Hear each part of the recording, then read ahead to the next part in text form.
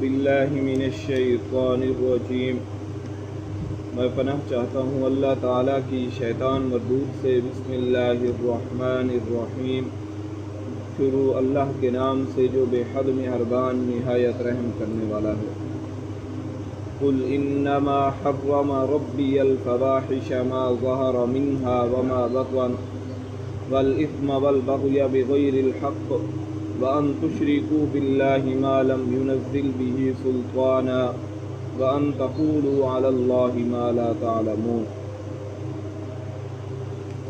پچھلی آیات مبارکہ کے اندر یہ بات گزری تھی کہ اللہ تبارک و تعالی نے جن چیزوں کو حرام قرار دیا، عرب کے لوگ ان چیزوں کو تو اپنی مرضی سے استعمال کرتے، اور جن چیزوں کو اللہ نے حلال قرار دیا وہ کہتے ہمارے لیے یہ حرام ہے، اس کا ذکر تھا۔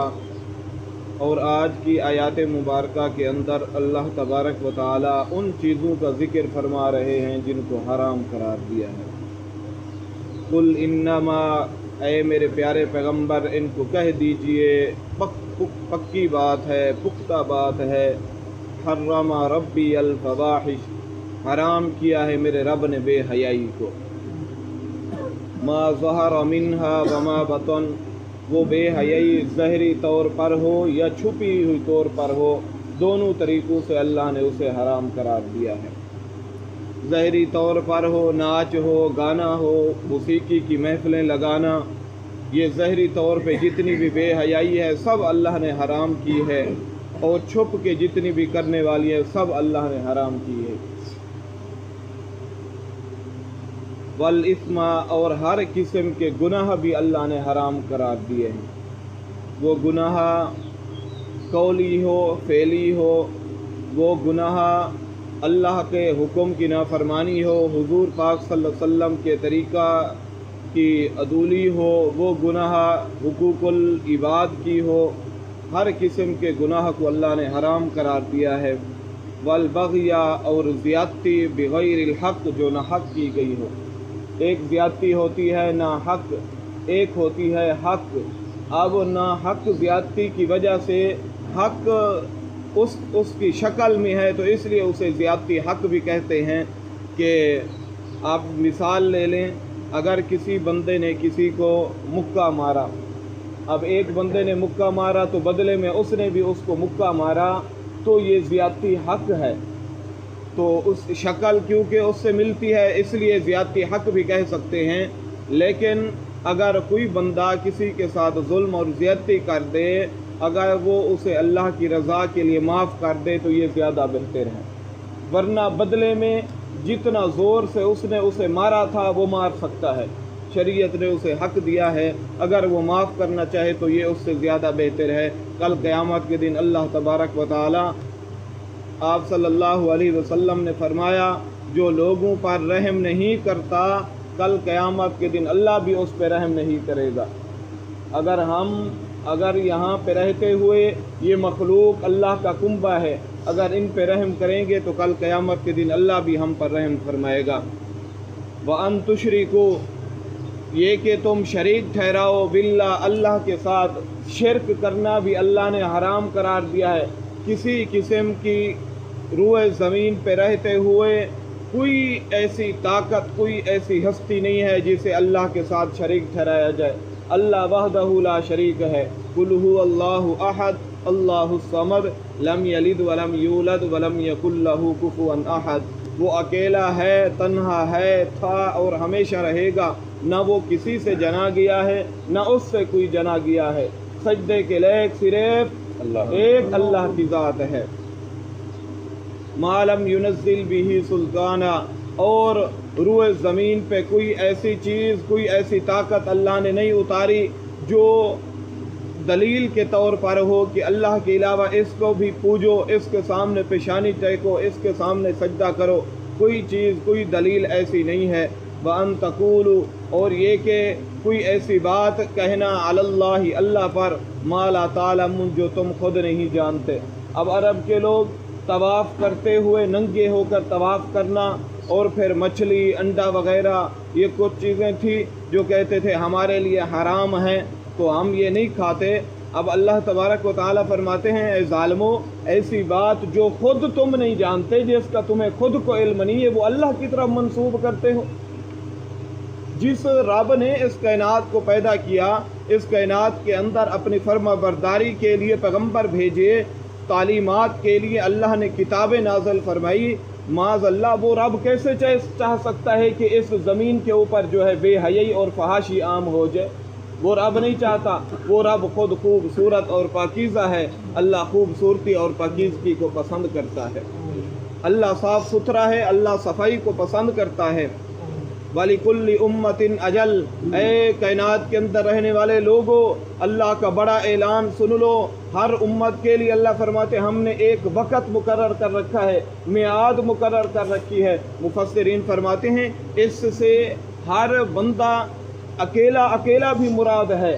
ہر بندہ یہ یاد رکھے، اس سے اللہ پاک موت کا پیغام دے رہے ہیں۔ ہر بندے کے لیے ہم نے موت کا وقت مقرر کر رکھا ہے، جس وقت اس کا وقت پورا ہوگا فَإِذَا جَاءَ أَجَلُهُمْ لَا يَسْتَأْخِرُونَ سَاعَةً وَلَا يَسْتَقْدِمُونَ، جب اس کی وہ میعاد، وہ مقررہ وقت پورا ہو جائے گا، پھر اس سے نہ ایک لمحہ آگے ہو سکتا ہے، نہ ایک لمحہ پیچھے ہو سکتا ہے۔ پھر اسرائیل آ کے گردن دبا دے گا، یہ نہیں پوچھے گا اس کے تو چھوٹے چھوٹے بچے ہیں بھائی، ابھی ضرورت ہے فیملی کو یہ یہاں پہ رہے، ابھی ضرورت ہے معاشرے کو، ابھی ضرورت ہے رشتہ داروں اور والدین بوڑھے ہیں بیچارے ان کی خدمت کرے۔ اسرائیل یہ نہیں دیکھتا۔ اسرائیل آ کے جس وقت پورا ہو گیا، چل بھائی موت کا کڑوا گھونٹ چکھ، اور اس روئے زمین کی عیش و آرام اور اس کی یہ جاہ و جلال ہر چیز کو چھوڑ کے چل قبر کی طرف۔ تو میرے محترم بزرگوں اور دوستو، اللہ تبارک و تعالیٰ نے موت کا جو وقت مقرر کر رکھا ہے، پھر جب فرشتہ آ کے گردن کو دبائے گا، پھر بندہ کہے گا وَأَنفِقُوا مِمَّا رَزَقْنَاكُم مِّن قَبْلِ أَن يَأْتِيَ أَحَدَكُمُ الْمَوْتُ فَيَقُولَ رَبِّ لَوْلَا أَخَّرْتَنِي إِلَىٰ أَجَلٍ قَرِيبٍ، تھوڑا سا وقت دے دے، تھوڑا سا، تاکہ میں فَأَصَّدَّقَ وَأَكُن مِّنَ الصَّالِحِينَ، کہ اللہ کے راستے کے اندر صدقے کر کے، خیراتیں کر کے، نمازیں پڑھ کے، نیکی کے کام کر کے میں نیک لوگوں میں سے ہو جاؤں۔ وَلَن يُؤَخِّرَ اللَّهُ نَفْسًا إِذَا جَاءَ أَجَلُهَا، پھر اللہ تبارک و تعالیٰ فرماتے ہیں کسی نفس کو ہم جو ہے وقت دینے والے نہیں ہیں۔ یہ جو ابھی ہماری زندگی چل رہی ہے، سانس کا آنا جانا، یہ اللہ کی بہت بڑی غنیمت ہے، اسی کے اندر اللہ کو راضی کر لو بھائی۔ اب جی ہر بندے سے پوچھا جائے جی بزرگوں، بابا جی کتنی عمر ہے آپ کی؟ جی 90 سال ہے، جی 80 سال ہے، جی آپ کی کتنی عمر ہے؟ جی 60 سال ہے، 50 سال ہے، 30 سال ہے، بقایا کتنی ہے بھائی؟ سب کی ایک آواز ہے پتہ نہیں، پتہ نہیں، پتہ نہیں۔ جب بقایا زندگی کا پتہ نہیں ہے تو پھر بھائی پھر توبہ کے اندر دیر کیوں ہے؟ جب لمحے کا پتہ نہیں ہے، توبہ کے اندر دیر، توبہ کرو بھائی اللہ کے سامنے، ہر وقت، ہر لمحہ، ہر لحظہ، رات کو سوتے ہوئے بستر پر پہلے توبہ کر کے سارے دن کا اپنا جو ہے حساب لگائیں کہ آج میں نے نیکیاں کتنی کی، اللہ کی نافرمانی کتنی کی، حقوق العباد کتنا میں نے آج ضائع کیے، ہر چیز سوچ کے اس رب کے سامنے معافی مانگ کے سو بھائی، وہ رب بڑا غفور الرحیم ہے، بڑا معاف کرنے والا ہے۔ اب دیکھیں پہلی امتیں جتنی بھی گزری، بنی اسرائیل کو کیوں اللہ نے خنزیر اور بندر بنایا؟ وہ اتنی بڑی نافرمانیاں نہیں کرتے تھے، اللہ نے منع کیا کہ ہفتے کے دن شکار نہیں کرنا، انہوں نے کیا، اللہ نے ان کو بندر اور خنزیر بنایا۔ قرآن کہتا ہے کہ وہ ایک دوسرے کو دیکھ کے پہچانتے تھے اور روتے تھے۔ آج امت محمدی کے گناہ دیکھیں، اگر اللہ کا آسمان پھٹ جائے پھر بھی چھوٹی مصیبت ہے۔ ہم نے اتنا بڑی اللہ کی نافرمانیاں کی، لیکن وہ بڑا غفور الرحیم ہے، بڑا غفور الرحیم ہے، خدا کی قسم۔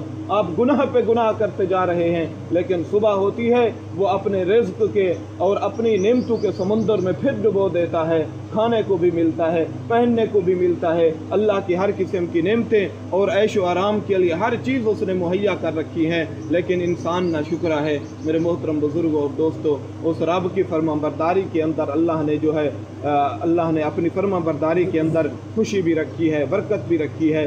اللہ کی فرما برداری کریں، کہیں ایسا نہ ہو کہ قبر کی پاتال میں بغیر توبہ کے اتر جائیں، معاملہ بہت گمبھیر ہے، بہت سخت معاملہ ہے بھائی، یہ مذاق کی باتیں نہیں ہیں بھائی۔ کبھی قبرستان کے ساتھ کھڑے ہو کر آج گرمیوں کے دن دیکھیں کتنی سخت گرمی ہوتی ہے، برداشت نہیں ہوتی۔ کبھی ہم نے قبر کی گرمی کے بارے میں سوچا؟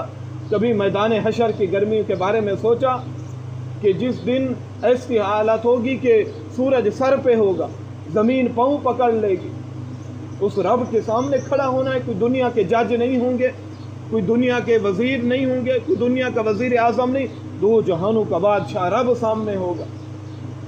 میرے محترم بزرگوں اور دوستو، یہ قرآن مجید ہمیں ٹٹولتا ہے پیارے حبیب صلی اللہ علیہ وسلم کی احادیث مبارکہ۔ حضور کی ساری زندگی ہمارے لیے بہتر ہے، خیر ہے، نمونہ ہے، اس پہ آ جاؤ۔ اسی کے اندر اللہ نے خیر رکھی ہے۔ اپنے اپنے گھروں کے نظاموں کو ہم بدلیں، اپنی زندگیوں کے حالات بدلیں، دین کے مطابق آ جائیں۔ ہمارے گھر کے ماحول تب بدلے گا جب ہم بدلنے کی کوشش کریں۔ کھانا دسترخوان لگے، بیوی بیٹھی ہے، بیٹی بیٹھی ہے، بیٹا ہاں بھی بیٹا آپ دعائے قنوت سناؤ، آپ آیات الکرسی سناؤ، آپ واش روم میں جانے کی دعا سناؤ، مسجد میں جانے کی دعا سناؤ، اذان کے بعد کی دعا سناؤ، روزمرہ کی دعائیں ہو گئی، نماز حنفی ہوگی، پوری ان سے جو ہے تھوڑی تھوڑی روزانہ سنو، ماحول بدلو بھائی۔ دنیا کی باتوں سے کچھ نہیں ہوتا، بس دسترخوان لگا نہیں، فلاں رشتہ دار ایسا، فلاں رشتہ دار ایسا، فلاں ایسا، فلاں کو میں نے آج ایسے دیکھا، ادھر کی باتیں، ادھر کی باتیں۔ اب دیکھیں کھانا کھاتے وقت شرعی مسئلہ یہ ہے کہ آپ گفتگو نہیں کر سکتے، لیکن اگر کوئی دینی گفتگو ہے پھر کرنے کی اجازت ہے۔ آپ کھانا شروع کر رہے ہیں، اونچی آواز سے کھانا کھانے کی دعا پڑھ لیں تاکہ باقیوں کو پتہ چلے کہ ہم نے بھی دعا پڑھنی ہے۔ اس طرح ہم ماحول بدلیں، اپنے گھروں کے حالات بدلیں۔ جب ہم کوشش کریں گے تو انشاءاللہ اللہ پاک ضرور برکتیں دے گا۔ اللہ کریم سے دعا ہے جو کہا سنا عمل کرنے کی توفیق عطا فرمائے۔